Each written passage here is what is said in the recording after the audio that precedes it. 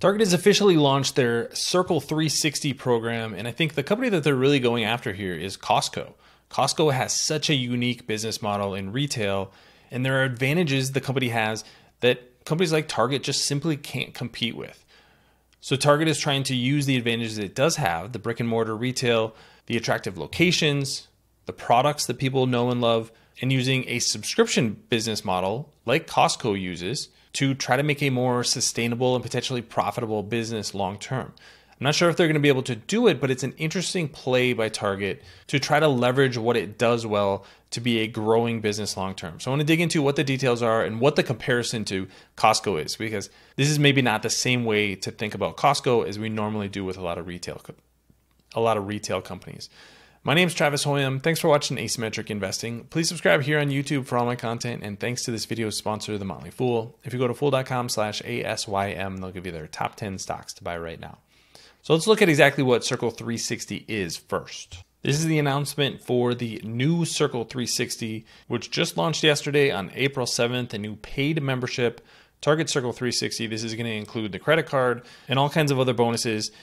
Currently $49 for the first year. I think that's going to double to $100 per year in the future, but we'll see where that pricing ends up. Here's what you get with Circle. Circle is basically just going to include some app improvements where you get your bonuses in the app.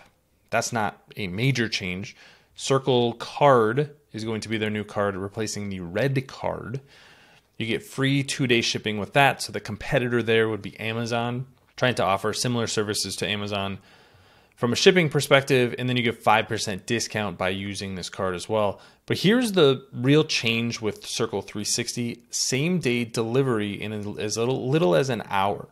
And I think what Target's really trying to leverage is their position in the grocery space. Both Target and Walmart over the last 5 to 10 years have really become grocery plus, is the way that I like to think about their business models. It's not just a big box retailer, it's a retailer where you're going to say, okay, I need to go get some food for my family, and also while I'm there, I'm going to pick up some diapers or a new picture frame or a video game, whatever it is.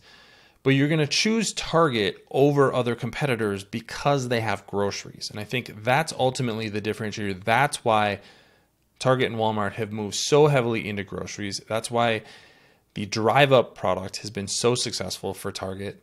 And this is the next extension of that. Same day delivery in as little as an hour means that I could potentially do my grocery shopping on the Target app and just have it delivered to my front door. Amazon's really the only company that's going to be able to compete with that. And Amazon, I've had questionable results with Amazon. I think people who are familiar with shopping at Target are at least going to be compelled to consider this. So that's the way that I would look at this. Is the move is that this is a way to get people to make more recurring purchases at Target.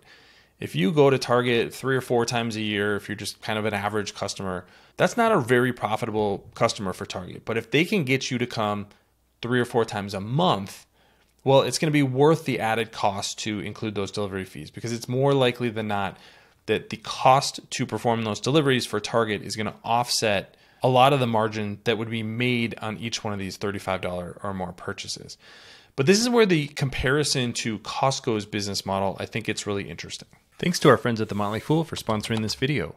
Visit fool.com/ASYM for the top 10 stocks to buy right now. The way that Costco's business works so differently from Target is they make a vast majority of their money on the membership fees. So this is the fees that customers pay to just be a member at Costco. And membership fees do a couple of things. One, they make you more likely to shop at a place again. So if I pay $50 a month, let's say in the case of Target, to become a Circle 360 member, then it means, hey, I'm paying for these benefits. I might as well use them over and over again. So maybe I start to do my grocery shopping at Target and start to get food delivered on a weekly basis, let's say. And if that's my loyalty as a customer, when previously I was going there every few months, that's a win for Target. For Costco, if you're paying to be a member, well, to make up that $60, $100 that membership fee costs, you need to shop at the store. But now Costco doesn't make as much money on what they're selling in the store. In fact, they almost break even on what they're selling in the store. So that means that they can lower prices and offer a different selection that a lot of other big box competitors can't.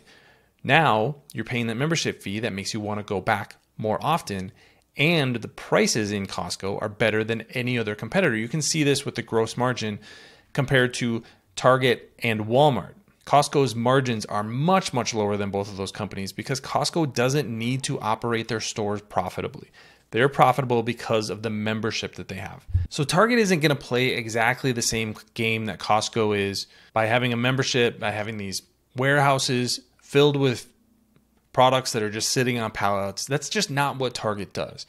But what they could do is say, hey, if you are spending $50 to $100 a month on this membership, that's going to be a majority of the profit that we're going to make off of you as a customer. Now we can start adding benefits to take away from the margin that we're making on an ongoing basis. And at the end of the day, we can come out more profitable for investors. So that's why I say a delivery to your door that's included in the membership is going to reduce the profitability on each ticket. What if Target is now having me as a loyal customer? Now the overall profit on me as a customer at Target could potentially be higher. That's exactly the game that they're moving towards. It's a slightly different model than Costco, and I would put Target kind of in between Costco and Amazon. Amazon's only doing delivery, so that's where their benefit's going to be. And they're not necessarily the best place to get products from a price perspective, and quality is obviously more questionable. So Target is saying, okay, we're going to be a little bit more reliable from a quality perspective and a little bit lower price. Costco is taking that to the natural extension, say we're going to be the best price, but we're not going to have the most selection. So Target kind of sits in the middle of those three, but is trying to use a subscription model to make customers more loyal, to move into the delivery space, and potentially to make more money long term. That is ultimately the goal for Target. And so that's what I'm going to be watching in 2024 as we see results from Target Circle. If this is successful, it gives the company a lot of optionality in the future. The logistics of delivery could get better and better over time. I know we've seen that with Drive Up. Stores are now being built specifically with Drive Up in mind. And could we see delivery be the next phase of that? As a Target shareholder, that is ultimately what I think will happen with this company is they're going to leverage the physical space that they have and move into these adjacent product and delivery mechanisms that are just going to make it an easier place to shop. So we'll see what happens with Target and if this is a successful program. But if it is, look for that membership number to be really important in the company's coming quarterly reports, which I'll cover here on Asymmetric Investing. Let me know what you think about Target and the future of retail. Leave your comments in the comments section below. Don't forget to subscribe to Asymmetric Investing. Thanks for watching, everybody. See you here next time.